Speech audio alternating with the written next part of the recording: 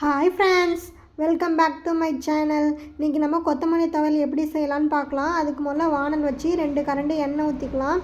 எண்ணெய் காஞ்சதும் இது கூட ஒரு கைப்பிடி உளுந்து எடுத்து வச்சுருக்கேன், அதை சேர்த்து நல்லா வறுத்துக்கலாம். நல்லா கலர் மாற வரைக்கும் வறுத்துட்டு இப்போ இது கூடவே ஒரு 10 காஞ்ச மிளகா சேர்த்து அதையும் சேர்த்து நல்லா வறுத்துக்கலாம். இப்போ இது கூடவே ஒரு துண்டு இஞ்சி கட் பண்ணி வச்சுருக்கேன், அதையும் சேர்த்து நல்லா வறுத்துக்கலாம். இப்போ நல்லா வதங்கின பிறகு இது கூட எலுமிச்சை சைஸ் அளவுக்கு புளி எடுத்து அதை ஆட் பண்ணிக்கலாம். இப்போ நல்லா வறுத்துக்கலாம். வறுத்துட்டு இப்போது ஒரு கட்டு கொத்தமல்லி கட்டை எடுத்து அதை நல்லா க்ளீன் பண்ணிவிட்டு வாஷ் பண்ணிவிட்டு சேர்த்துக்கிறேன். நல்லா பொடி பொடியாக கட் பண்ணி சேர்த்துக்கோங்க. இப்போ நான் நல்லா வதக்கிக்கலாம். நல்லா வதங்குற அளவுக்கு பண்ணிக்கோங்க. இப்போ பார்த்தீங்கன்னா இது நல்லா வதக்கியாச்சு. இப்போ இதை நல்லா ஆற வச்சு எடுத்துக்கலாம். இப்போ பார்த்தீங்கன்னா நல்லா ஆறிடுச்சு. இப்போ இதை ஒரு மிக்ஸி ஜாருக்கு மாற்றிக்கலாம். மிக்ஸி ஜாரில் இதை நல்லா சேர்த்துக்கோங்க. எல்லாத்தையும் சேர்த்துட்டு இது கூடவே தேவையான அளவுக்கு உப்பு சேர்த்துக்கோங்க. உப்பு சேர்த்துட்டு ஒரு அரை கிளாஸ் தண்ணி சேர்த்துக்கோங்க.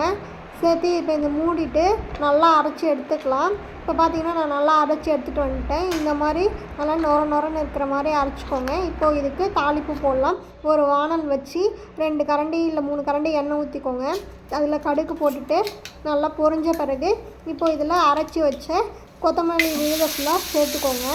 எல்லாத்தையும் சேர்த்துட்டு இப்போது இது நல்லா கலரி விட்டுக்கலாம். ஒரு 10-15 நிமிஷம் நல்லா வதங்கட்டும்.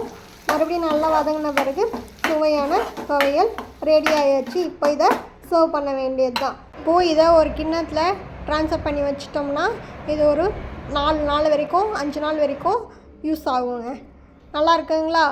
என்னோடய சேனல் பிடிச்சா லைக் பண்ணுங்கள், கமெண்ட் பண்ணுங்கள், ஷேர் பண்ணுங்கள், மறக்காமல் சப்ஸ்கிரைப் பண்ணுங்கள். பாய்.